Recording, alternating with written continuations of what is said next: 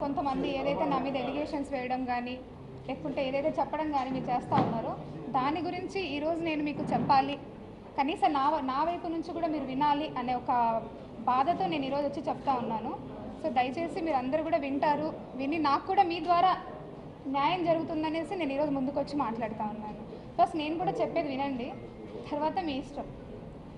So ఎవరైతే మదన్ మోహన్ మానిపాటి మా డిపార్ట్మెంట్కి వెళ్ళి కంప్లైంట్ చేస్తున్నారో దాని మీద ఈరోజు నేను క్షుణ్ణంగా మీతో మాట్లాడతాను.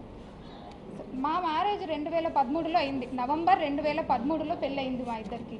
ఇది అరేంజ్ మ్యారేజ్ 2013లో పెళ్ళయింది. 2013 నుంచి మేము ఒక 1 year ట్రావెల్ చేసాం. ఆ 1 year ట్రావెల్లో ఇద్దరు కవల పిల్లలు, నాకు ఇద్దరు పాపలు. నేను ఇంకా నాకు లా కంప్లీట్ చేయలేదు. అప్పటికి నేను ఇంకా లాలోనే ఉన్నాను. 2010 నుంచి 2015 వరకు నా లా గ్రాడ్యుయేషన్ నేను కంప్లీట్ చేయాల్సి ఉంది.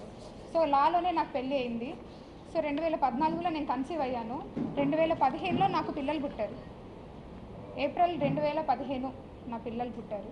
2015లో మేము ఆగస్టులో ఒకసారి మినిస్ట్రీ ఆఫ్ ట్రైబల్ అఫైర్స్ అని, అందులో మినిస్ట్రీ ఆఫ్ ట్రైబల్ అఫైర్స్ అని ఉంటుంది. అందులో నేషనల్ ఓవర్సీస్ స్కాలర్షిప్ అని ఉంటుంది. ఆ నేషనల్ ఓవర్సీస్ స్కాలర్షిప్ కోసం మదన్ మోహన్ నేను ఇద్దరం కూడా ఇంటర్వ్యూకి వెళ్ళాం. ఆ ఇంటర్వ్యూ అయిపోయిన తర్వాత అందులో అతను సెలెక్ట్ అయ్యారు.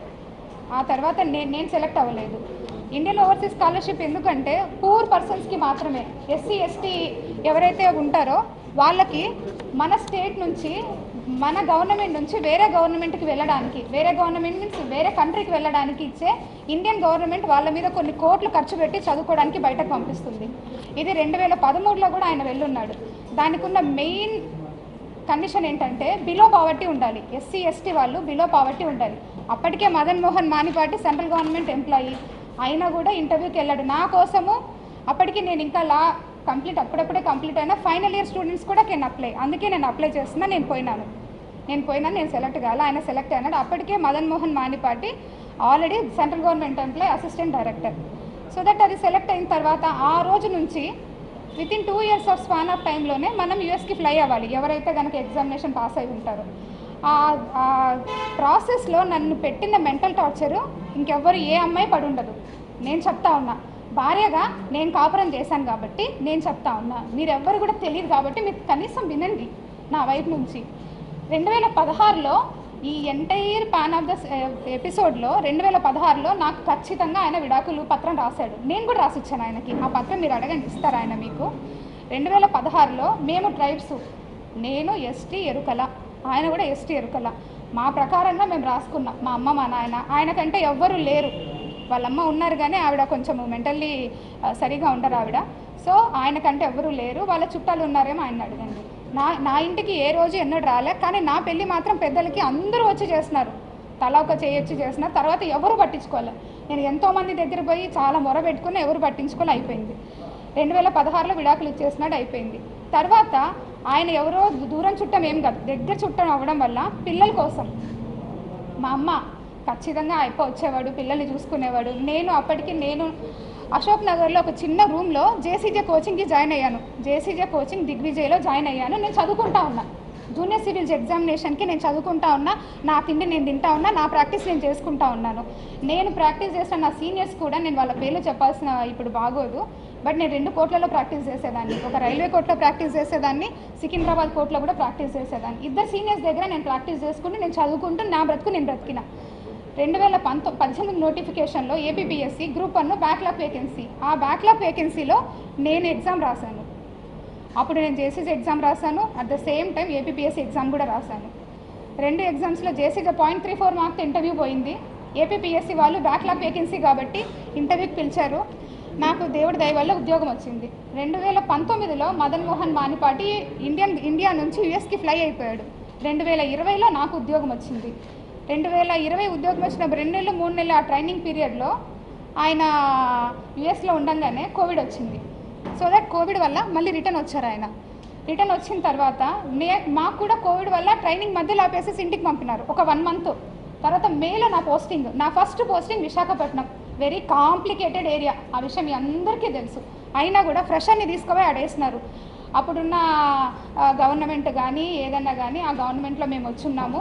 సో దట్ మేము దానివల్ల మంచిగానే పోస్టింగ్ అనేసి ఎగురుకుంటా పరిగెత్తుకుంటా పోయి 1000 మైళ్ళు హైదరాబాద్ నుంచి విశాఖపట్నం 1000 మైళ్ళు ప్రయాణం చేసి పోయినాము, ఉద్యోగం చేసినాము. అందుకే అప్పటికే జ్యుడిషియరీలో ఉన్నాము, ప్రాక్టీస్ చేస్తున్నాం, వెల్ఫెడ్జ్గా ప్రాక్టీస్ చేస్తున్నాం కాబట్టి ఉద్యోగం బాగానే చేసిన. నాకు తెలిసి నేను ఒక గజం భూమి కూడా విశాఖపట్నంలో ఎప్పుడు వదలలేదు, నిజంగా చెప్తా ఉన్నా. మీరు అట్లాంటిది ఏదన్నా ఉంటే నా ప్రొఫెషనల్ లైఫ్ కూడా మళ్ళీ మాట్లాడతాను నేను. అదే మూమెంట్లో 2020 ఎండింగ్లో, అందుకంటే ముందు సుభాష్ గారు అనేసి ఎవరైతే ఇప్పుడు జీపీ రెవెన్యూ అని మా ఎక్స్ జీపీ రెవెన్యూ ఉన్నారో ఆయన నాకు పరిచయం అయ్యారు. ఆ మూమెంట్లో వైజాగ్లో చిన్న ఇన్సిడెంట్ కూడా జరిగింది, మీడియా అందరికీ కూడా తెలిసిందే. పుష్పవర్ధన్ అనే నా కొలీగే, కాకపోతే ఏంటంటే వచ్చి కూర్చున్న సీటు సుపీరియర్ సీట్లో కూర్చున్నారు. ఆయన కార్ పంపించి నువ్వు డిన్నర్కి రామ్మా అని పిలిచినాడు. ఎందుకంటే ఎవరు లేడు కదా, నాకు నేను ముందు వెనక ఎవరు లేరు కాబట్టి రామ్మా అంటే నువ్వు ఎవడరా నన్ను వచ్చేదానికని పోయి వాడి మీద ఇసుక పోసిన కరెక్టే, అది మీ అందరికీ తెలుసు. ఎందుకు పోసినా మీ అందరికీ కూడా తెలుసు. సరే అయిపోయింది. ఆ మూమెంట్లో నాకు చెయ్యి పట్టుకొని నడిచిండు సుభాష్. నా పర్సన్స్ అన్నీ ఆయనకు చెప్పిన, ఆయన పర్సన్స్ అన్నీ నాకు చెప్పినారు. సో మేమిద్దరం ఇష్టపడే పెళ్ళి చేసుకున్నాం. అప్పటికి ఆయనకు పెళ్ళి అయింది, ఆ భార్యతో విడిపోయి ఉన్నాడు, ఒక పాప ఉనింది, ఆ పాపను వచ్చి చూసుకొని పోవాలన్నాడు. నేను కూడా బాధ్యత వహిస్తానని చెప్పినాను. సో నా పిల్లల గురించి కూడా ఆయనకు చెప్పిన, నా ఎంటైర్ స్టోరీ ఆయనకు చెప్పిన. ఆయనకు నచ్చింది, నాకు నచ్చింది, మా అత్తకి మా అత్తకు నచ్చింది. మా మామయ్య గారు లేరు, మా వదిన ఉన్నారు, వాళ్ళ ఫ్యామిలీకి నచ్చింది. నేను 2021 వరకు వైజాగ్లోనే ఉన్నా. 2022 నేను విజయవాడ ట్రాన్స్ఫర్ చేయించుకున్నా. ఎందుకంటే అప్పటికే నా పైన రోజు పేపర్లోనే రోజు ఎంత స్ట్రెస్ అంటే ఒక ఆడపిల్లకు ఉద్యోగం చేయడము. ఇంతమంది అబ్బాయిల్లో నేను ఒక్కదాన్ని మాట్లాడుతున్నాను, మీరు అర్థం చేసుకోండి. అంత స్ట్రెస్లో కూడా నేను జాబ్ చేసిన. నాకు ఇంకొద్దు, విశాఖపట్నంలో నేను చెయ్యనని రిటర్న్లో రాసిచ్చి వచ్చిన. నా ప్రొఫెషన్ కంప్లీట్ కాకుండానే నేను విశాఖపట్నంలో పని చేయలేను ఇంత ప్రెజర్లో అనేసి. అక్కడ ఏం తప్పు చేసినామో నాకు ఇప్పటి వరకు అర్థం కాలే. ఉద్యోగమే చేసినాం, నేనేం తప్పు చేయలే. సార్ తప్పు చేస్తుంటే నేను పనిష్బుల్ అవుతాను గవర్నమెంట్ ద్వారా. నేను వచ్చిన నా మొగుడు ఇల్లు తీసిండు, నేను సంసారం చేస్తూనే ఉన్నాను. నేను దేవుడు మరి నాకు ఇన్ని కష్టం పెట్టాలని ఏమైనా కన్సీవ్ అయ్యానో నాకు తెలీదు. ప్రెగ్నెంట్ అయ్యాను నేను. ప్రెగ్నెన్సీ వచ్చిన తర్వాత బిడ్డను ఏమైనా చంపుకోగలను నేను సరే అనేసి బిడ్డను కూడా నేను ట్రావెల్ చేసిన. మా అత్త సపోర్ట్ చేసింది, వదిన చేసిండు, ఆయన చేసిండు, అందరు చేసిండు. 9 నెలల బిడ్డ నేనే మోసిన, నేనే కన్నా. బిడ్డల్ని కూడా మీరు ఆయన మెసేజెస్ అన్నీ చూపిస్తాను మీకు. నేను ఇంకొకరి భార్య అని తెలిసి, నేను ఇంకొక బిడ్డకి తల్లినని తెలిసి కూడా నన్ను ఎంత హర్రాస్ చేశాడో, సెక్సువల్ హర్రాస్ ఎంత చేశాడో అన్ని చాటింగ్ చూపిస్తాను. నేను మీకు అబద్ధం చెప్పాను, ఎవ్రీథింగ్ చూపిస్తాను.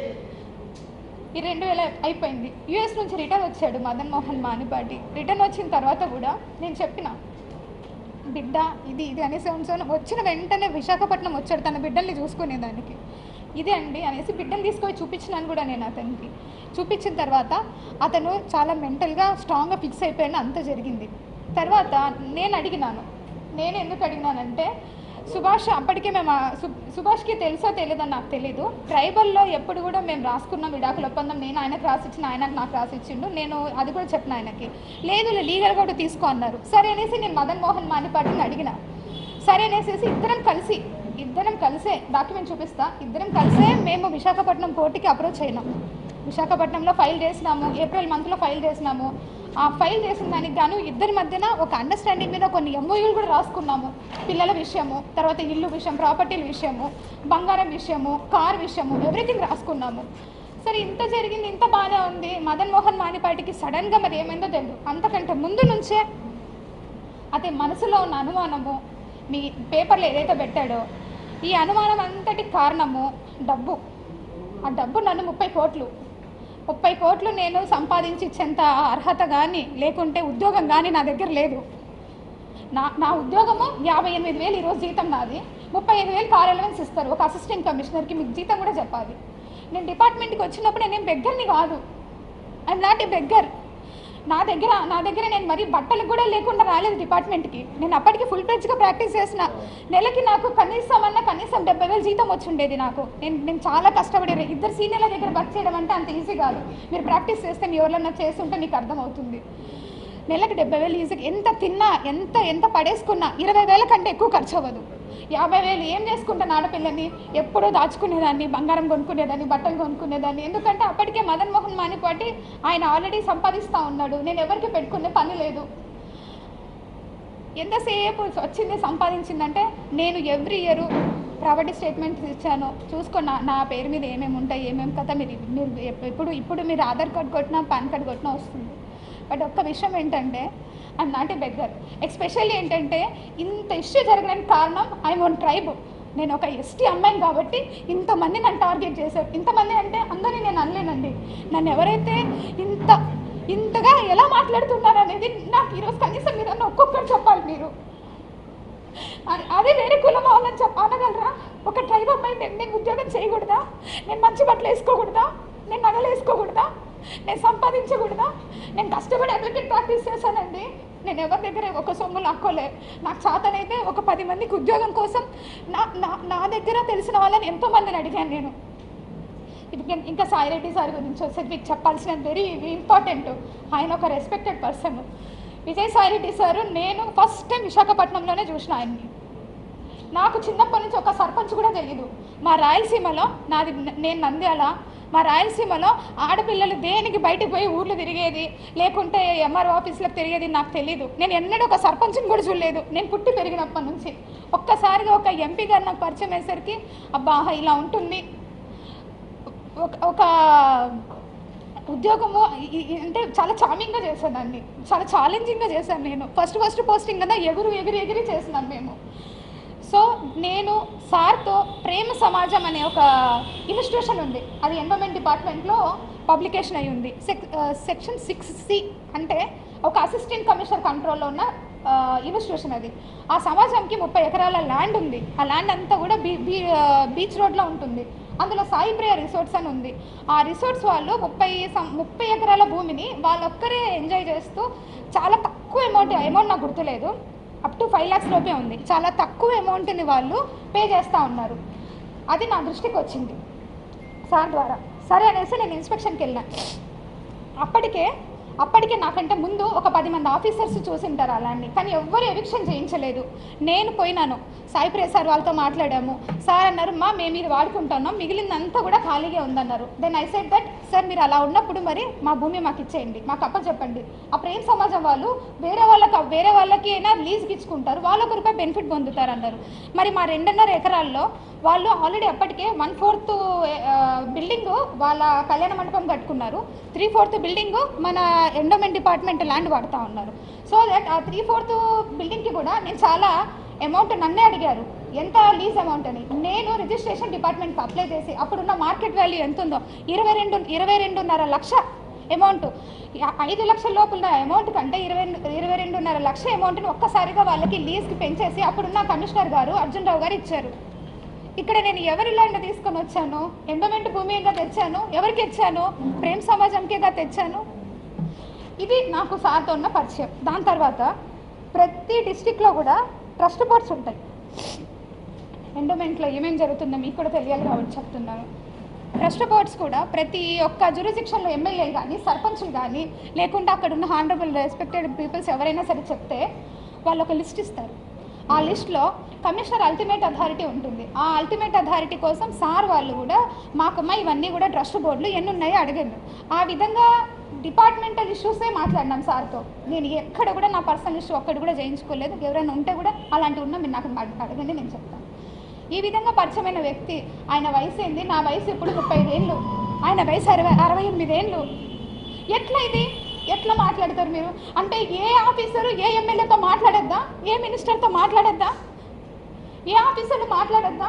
ఇప్పుడు నేను మీతో మాట్లాడుతున్నాను, ఇంత మాత్రాన్ని మీకు నాకు ఏమైనా రిలేషన్ ఉన్నట్ట? ఒక ఆడపిల్ల మాట్లాడకూడదా? అంత పెద్ద ఆయనతో మీరు మాట్లాడేటప్పుడు కనీసం నేను ఇక్కడే ఉన్నానుగా, సస్పెన్షన్ పీరియడ్లో ఊరు దాటకూడదని నాకు ఇచ్చారు ఆర్డరు. ఆ మూమెంట్లో మీరు నన్ను అడిగి ఉండొచ్చుగా, నా నెంబర్ ఎవరి దగ్గర నుంచైనా తీసుకొని ఉండొచ్చు మీరు. సో మీరందరూ రాసినారు, మీరందరూ మీన్స్ ఎవరెవరైతే ఎలిగేషన్ వేసినారో రాసినారు, బాగుంది. ట్విట్టర్ గురించి మీరు కామెంట్ చేశారు. నేను ట్విట్టర్లో పోస్ట్ చేయకూడదా? నాకు right to freedom of speech లేదా? ఆర్టికల్ 14 నాకు అప్లై కాదా? ఆర్టికల్ 21 రైట్ టు ప్రైవసీ, నా ప్రైవసీని అంతా తీసుకెళ్ళి ఈరోజు మీరు కొంతమంది మీడియాలో పెట్టారు. అది ఎంతవరకు న్యాయం? నా ప్రైవసీ, మీది కాదు. నాకు రైట్స్ లేవా? కాన్స్టిట్యూషన్లో వచ్చిందే ఎస్సీ ఎస్టీ కోసం, కాన్స్టిట్యూషన్లో వచ్చిందే ఎస్సీ ఎస్టీ కోసం. అది ఈరోజు డివేట్ అయిపోతూ ఉంది. ఒక గవర్నమెంట్ ఆఫీసర్ మాట్లాడకూడదా? మేము ఏం తప్పు మాట్లాడుతున్నాను? నేను ఏమన్నా ప్రొఫెషనల్ ఏమైనా తప్పు చేశానా? నేను నిజంగా ఆంధ్రజ్యోతి పేపర్ రాశారండి, 100 కోట్లు రాశారు ఆంధ్రజ్యోతి పేపర్ నేను సంపాదించిందని. 100 కోట్లు మీరు ఈరోజు రాసినందుకు మదన్ మోహన్ వాణిపాటి నన్ను 75 కోట్లు అడిగాడు. నేను ఏడికి వెళ్ళి రావాలా? నా ఉద్యోగ కాలం ఎంత? 4 ఏళ్ళు డిపార్ట్మెంట్కి వచ్చి నేను ఎట్లా సంపాదిస్తాను? మరి మీరు చెప్పండి ఇక్కడ ఉందనేసి. నేను రెడీ, నేను రిజైన్ చేస్తా, పోనీ నన్ను తీసుకెళ్ళి జైల్లో పెట్టండి. ఏంటిది ఇదంతా? ఉద్యోగం చేయొద్దా? నేను కాదండి, ప్రతి ఒక్క గవర్నమెంట్ ఆఫీసర్ సఫర్ అవుతున్నారు. ఉమెన్ గవర్నమెంట్ ఆఫీసరు, మీకేం తెలుసు ఎన్ని హరాస్మెంట్స్ జరుగుతుంటాయో మాకు. పొద్దున్న లేయాలా, వంట చేసుకోవాలా, పిల్లల్ని చూసుకోవాలా, పరిగెత్తాలా, ఉద్యోగం చేయాలా. నా ర్యాంకు, నాది గస్టెడ్ ఆఫీసర్ ర్యాంకు. ఎన్ని బర్డెన్స్ ఉంటాయి. మీరు నా ప్రొఫెషనల్ లైఫ్ గురించి కూడా నేను తప్పకుండా మాట్లాడతాను. నేను ఎందుకు సస్పెండ్ అయినా కూడా మీకు తెలియాలి. ఇది రైట్ టైం నేను మాట్లాడడానికి. వద్దు, ఒక స్ట్రైబ్ అమ్మాయి ఉద్యోగం చేయకూడదు అంటే నేను చెయ్యను అంతే. మేము మంచి బట్టలు వేసుకోవద్దు, మంచిగా మాట్లాడకూడదు. ఇప్పుడు నా ఎంప్లాయీస్ ఉన్నారు, ఎంప్లాయీస్కి నేను మీకు ఒక హైరార్కీ ఉంటుంది. ఎవరికి జోనల్ జర్నలిస్ట్ ఉంటారు, డిస్ట్రిక్ట్ జర్నలిస్ట్ ఉంటారు, తర్వాత మీ హెడ్ ఉంటారు, ఇవన్నీ ఉంటారు. మీకు ఒక హైరార్కీ ఉన్నప్పుడు నాకు కూడా ఒక హైరార్కీ ఉంటుందిగా. Commissioner, additional commissioner, regional joint commissioner, deputy commissioner, assistant commissioner, executive officers. ఒక డిస్ట్రిక్ట్ అడ్మినిస్ట్రేటివ్ కంట్రోల్ కింద అందరూ ఎగ్జిక్యూటివ్ ఆఫీసర్స్ ఉంటారు. దుర్గా టెంపుల్ హుండీకి కూడా అసిస్టెంట్ కమిషనరే కీస్ పంపించాలి. ఇది ఒక hierarchy. Section 6A, B, C అని 3 ఇన్స్టిట్యూషన్స్ ఉంటాయి, 3 హైరార్కీలు ఉంటాయి. నేను నా కంట్రోల్లో ఉండే అన్నీ కూడా సెక్షన్ 6C ఇన్స్టిట్యూషన్స్, అంటే బిలో 5 lakhs రూపీస్ ఉన్న ఇన్కమ్ ఉన్న ఇన్స్టిట్యూషన్స్ నా దగ్గర ఉంటాయి. నాకు 9 ఛార్జీలు పెట్టారు. ఆ 9 ఛార్జీల్లో ఒక ఛార్జీ నెంబర్ 5 మాత్రమే నాకు సంబంధించింది. మిగిలిన 8 ఛార్జీలు సెక్షన్ 6Aకి సంబంధించినవి, అంటే రీజనల్ జాయింట్ కమిషనర్ కంట్రోల్లో ఉంటాయి. సెక్షన్ 6B ఒక డిప్యూటీ కమిషనర్ కంట్రోల్లో ఉంటాయి. సెక్షన్ 6D మఠం కమిషనర్ కంట్రోల్లో ఉంటుంది. నాకేమి లీజ్ అమౌంట్ కలెక్ట్ చేసుకొని బ్యాంకులో వేసే అథారిటీ నాకు ఉండదు. I'm the supervising officer. The assistant commissioner is a district supervising officer. ఎక్కడైనా థెఫ్ట్ జరిగినా ఇమీడియట్గా పోయి నేను యాక్షన్ తీసుకొని దాని మీద కేసు ఫైల్ చేసేసేసి నేను కమిషనర్కి రిపోర్ట్ చేయాలి. ఎవరైనా ఎంక్రోచ్మెంట్ జరిగినా నేను చేయాలి. ఎవిక్షన్ నేను చేయించలేదని నాకు ఛార్జ్లో పెట్టారు. విశాఖపట్నంలో 1200 కోట్ల భూమిని తెచ్చి కలిపాను నేను ఎండోమెంట్ డిపార్ట్మెంట్లోకి. ఎన్ని ఎవిక్షన్స్ చేయించామో, ఎన్ని కొట్టేసినామో మీకే తెలుసు. అన్ని కాపాడిన వాళ్ళం ఇక్కడ చేయలేక కాదు. పుచ్చవారి చౌల్ట్రీకి కాంగ్రెస్ పార్టీ ఆఫీస్ ఉన్నది, అది మీకు కూడా తెలుసు. దాని వెనకాల చాలా ల్యాండ్స్ ఉన్నాయి. నేను ఎవిక్షన్కి పగడబందీగా అన్నీ రెడీ చేసుకున్నాను. నేను అప్పుడున్న మినిస్టర్ గారు ఆగమన్నారు, ఆగాం. మొన్న కూడా ఎవిక్షన్ పెట్టాం, ఎమ్మెల్యే గారు ఆగమన్నారు, ఆగాం. ఇంకేం తప్పు చేశాను నేను పని చేయగలనా? నా దగ్గర పని సామర్థ్యం లేదా? పర్సనల్ విషయాలు, ప్రొఫెషనల్ విషయాలు అన్నిట్లో సఫర్ అవుతున్నానండి. బిడ్డ ఉంది, చంటి బిడ్డ ఉన్నాడు. అట్లీస్ట్ బిడ్డ చూసుకోవడానికి కూడా టైం లేదు నాకు. మీరు అనుకుంటున్నారు ఫీల్డ్ ఆఫీసర్ నేను. పొద్దున్న పోతే సాయంత్రం ఎప్పుడో 10ంటికి 11 గంటలకు వస్తా. ఏమన్నంటే యాటిట్యూడ్గా మాట్లాడుతుంది అంటారు. ఎక్కడండి యాటిట్యూడ్? నేను పెట్టానండి ఆస్క్ త్రూ కోర్ట్ అని నేను పెట్టాను. అతను డబ్బులు అడిగినప్పుడు ఆస్క్ త్రూ కోర్ట్ అని పెట్టాను. So now it is over. ఆయన నన్ను ఏం హరాస్ చేస్తున్నాడో ఏంటో ఓవర్. ఇప్పుడు నేను సుభాష్తోనే ఉన్నాను అనడానికి మీకు ఇది ఒక ప్రూఫ్. ఇది రీసెంట్గా బాబుకి ఒక ఫోటోషూట్ చేయించాం మేము.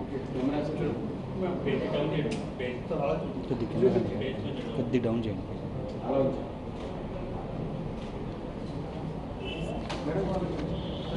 ఒకసారి చూపించండి.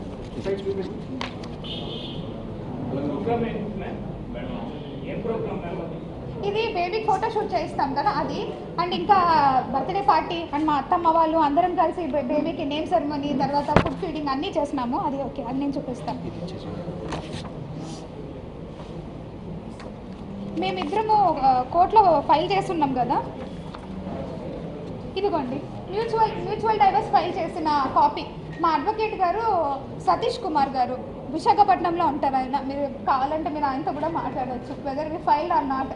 అండ్ నంబరింగ్ కూడా అయింది, ఆ నంబర్ కూడా చెప్తాను నేను మీకు కావాలి అంటే. దిస్ ఇస్ సార్ ఏప్రిల్లో సార్, ఏప్రిల్లో ఫైల్ చేశాము. ఇయర్ 2024 ఏప్రిల్లో mutual divorce. For mutual divorce కూడా ఆయన 1 CR నన్ను డిమాండ్ చేశాడు. నా దగ్గర అంత లేవని కూడా చెప్తున్నాను. నా దగ్గర నుంచి ప్రామిసరీ నోట్ కూడా రాయించుకున్నాడు. దానికి ముందు 2 years కదా sir, promissory note face value 2 years మీకు తెలిసిందే. 50 lakhs రూపీస్. ఇది దానికి ముందు విడాకుల ముందు మెమోరండం ఆఫ్ అండర్స్టాండింగ్ రాసుకున్నాం. విడాకుల ముందు మేము అడ్వకేట్ దగ్గర ఫైల్ చేసాము. అప్పుడు ఒక MOU రాసుకున్నాం. ఈ MOUలో క్లియర్గా నా దగ్గర నుంచి సైన్ తీసుకున్నాడు. బేబీ నా బేబీ కాదు, నువ్వు సెకండ్ పార్టీ అంటే ఎవరైతే వేరే పార్టీతో నువ్వు బేబీని కన్నావు అని రాయించుకున్నాడు. నేను రాశాను, ఎందుకంటే నేను తప్పు చేయలేదు కాబట్టి నేను ఒప్పుకొని నిజం రాశాను ఇందులో. తర్వాత కార్ గురించి మాట్లాడాడు. కార్ కూడా at the time of order degree అప్పుడు నేను ఇస్తానని చెప్పాను, అది కూడా రాశాడు. తర్వాత పిల్లల జ్యుడిషియల్ కస్టడీ గురించి రాశాడు. ఒక పాప నేను చూసుకునేలాగా ఫైనాన్షియల్ అసిస్టెన్స్. కానీ ఇద్దరు కవల పిల్లలు కాబట్టి విడగొట్టలేను కాబట్టి ఇద్దరిని ఒక చోట పెట్టాలి. నా డిమాండ్ అదే ఉండే ఆయన దగ్గర. నేను డిమాండ్ చేసిందల్లా పిల్లల కోసమే, ఒకటి వాళ్ళిద్దరు కూడా ఒకే చోట ఉండాలని డిమాండ్ చేశాను.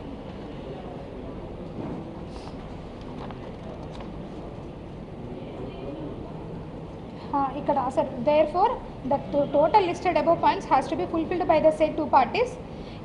ఈ రెండిటి వల్ల నువ్వు మ్యూచువల్ డైవర్స్కి నేను వస్తున్నాను, మనం మ్యారేజ్ డిజాల్వ్ చేస్తున్నాము, నువ్వు నీ ఇష్టం వచ్చిన లైఫ్లో నువ్వు ఉండ నేను రాశాను, నీ పర్సనల్ లైఫ్ని నువ్వు చూసుకొని ఆయన రాశారు. ఇంకా నేను ఏం చేస్తాను మీరు ఒకసారి చెప్పాలి. ఎందుకంటే సార్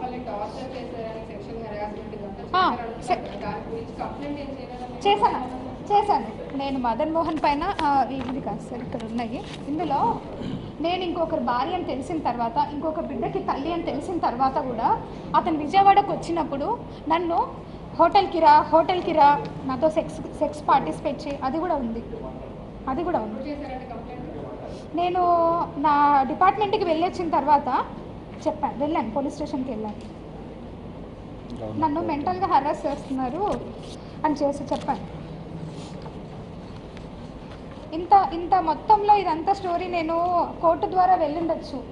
నన్ను ఎందుకంటే నేను కూడా ఒక లీగల్గా ఒక అడ్వకేట్ని, నా education background BA LLB. So అందు గురించి నేను ఎందుకు అతని మీద క్రిమినల్ కేసు ఎప్పుడు ఫైల్ చేయలేదంటే, నాకు ఆల్రెడీ విడాకుల పత్రం రాసిచ్చేసినాడు. ఎందుకు రాసిచ్చేసినాడంటే section 498 it's criminal offence for matrimonial ఇష్యూస్లో మీకు అందరికీ కూడా తెలిసింది.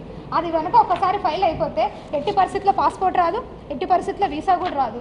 కాబట్టి ఆయన ముందుకు వచ్చి ఆయననే రాసిచ్చినాడు. ఎందుకంటే ఆయన అమెరికాకు పోవాలి కాబట్టి. ఈ అమెరికాకు పోయింది కూడా ట్రూగా ఇల్లీగల్. అది నేను కంపల్సరీ సెంట్రల్ గవర్నమెంట్కి నేను కూడా లెటర్ పెడతాను. ఎలా పోయినారు, ఇండియన్ గవర్నమెంట్ ఒక మనిషి మీద 2 కోట్లు పెడుతుంది ఇన్వెస్ట్మెంట్ పెట్టి చదివించి పంపిస్తుంది. పోయి చదువుకొని వచ్చిన తర్వాత మళ్ళీ వాళ్ళు ఇక్కడ వచ్చి ఆ 2 నెలలు ఉద్యోగం చేయాలి. అది ఓన్లీ బిలో పావర్టీ లైన్కి, మనలాగా గవర్నమెంట్ ఉద్యోగాలు చేసే వాళ్ళకి కాదు.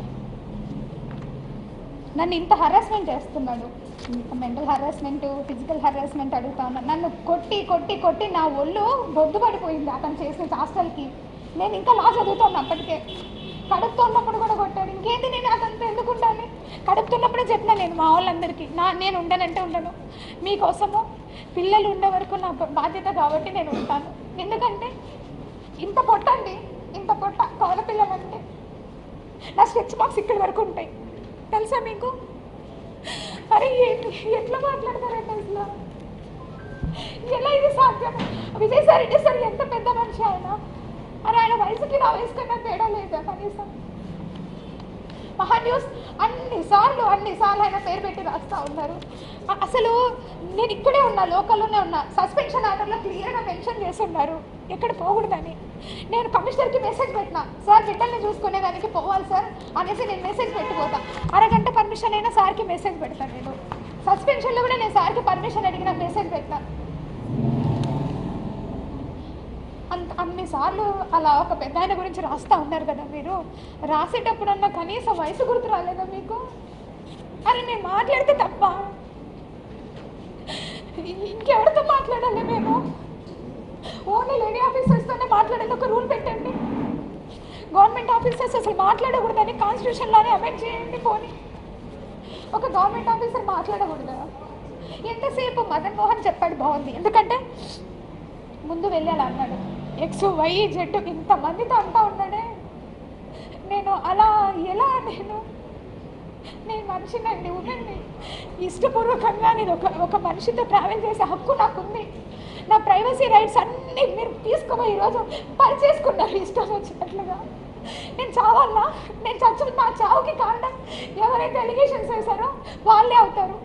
నా బిడ్డలకి వాళ్ళే రెస్పాన్సిబుల్ అవుతారు. ఎందుకంటే బ్రతకడం ఇంకా తెలిసిన వాళ్ళు, తెలియని వాళ్ళు, ఫ్రెండ్స్. జాబ్లో చాలా అంటే చాలా చామింగ్గా పనిచేసేదాన్ని. అందరూ ఎంప్లాయీస్ కూడా నేను వెళ్తున్నానన్నా కూడా ఏ రికార్డ్ చూస్తుందో ఏంటో అనే భయంతో ఉండేవాళ్ళు.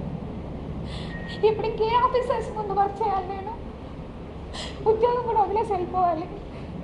గవర్నమెంట్ ఉండదు, ఏ గవర్నమెంట్ అన్నా రానియండి, గవర్నమెంట్ ఆఫీసర్కి సంబంధం ఉండదు. ఇప్పుడు మళ్ళీ రీఇన్స్టేట్ చేస్తారు. మళ్ళీ నేను ఒక దగ్గరికి ఆఫీసర్గా పోవాలి. అక్కడ లోకల్ పర్సన్స్ చెప్పింది చేయాలి కదా. లేదు నేను మీకు చెయ్యను అని అంటామా మేము? నేను రిక్రూట్ బై ద గవర్నమెంట్గా, అంతేగాని పొలిటికల్ పార్టీస్తో కాదు.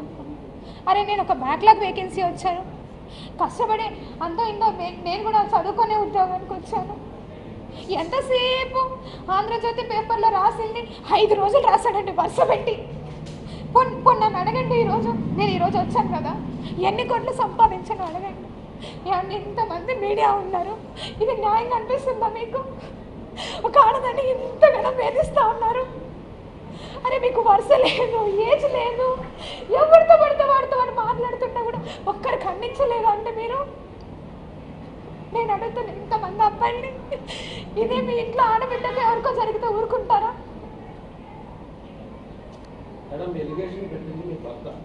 అది ఓకే. మీ భర్త పెట్టిన లెటర్ కంప్లైంట్ ఆధారంగానే వార్తలు వేశారు ఎవరైనా? అవునండి. ఇందులో మీడియా వాళ్ళు సొంతగా మదన్ మోహన్ గారిని మీడియా వాళ్ళకి ఎవరికి పరిచయం కాదు, మీ గురించి కూడా ఎవరికి అంత తెలియాలని విషయం లేదు. సో ఇందులో మీడియా చేసిన తప్పు ఏంటంటే ఆయన కంప్లైంట్ పెట్టాడు దేవాదాయ శాఖకి, కమిషనర్ గారికి.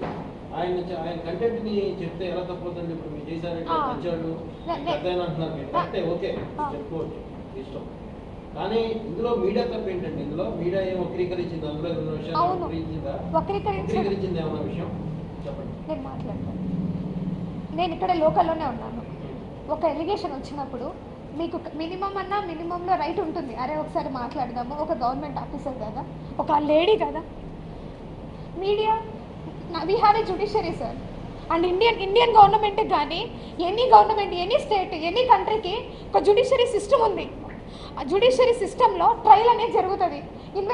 పోలీస్ సిస్టమ్ ఉంది, పోలీస్ సిస్టంలో ఇన్వెస్టిగేషన్ జరుగుతుంది.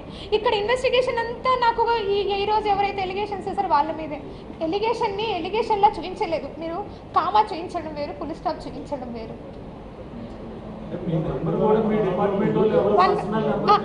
One by one. ఇప్పుడు ఆ లెటర్ డిపార్ట్మెంట్కి ఇచ్చారు కదా, డిపార్ట్మెంట్ నుంచి లెటరు కమిషనర్ గారికి ఇచ్చానని అంటున్నారు. బయటకి లెటర్ ఎలా వచ్చిందని నేను ఏమైనా తెలుసుకోవచ్చా? నాకు ఏమన్నా రైట్ ఉందా? అలా వస్తుందా డిపార్ట్మెంట్ నుంచి బయటకి లెటర్? మదన్ మోహన్ ఏమన్నా మీకు లెటర్ ఇచ్చి ఉన్నాడా?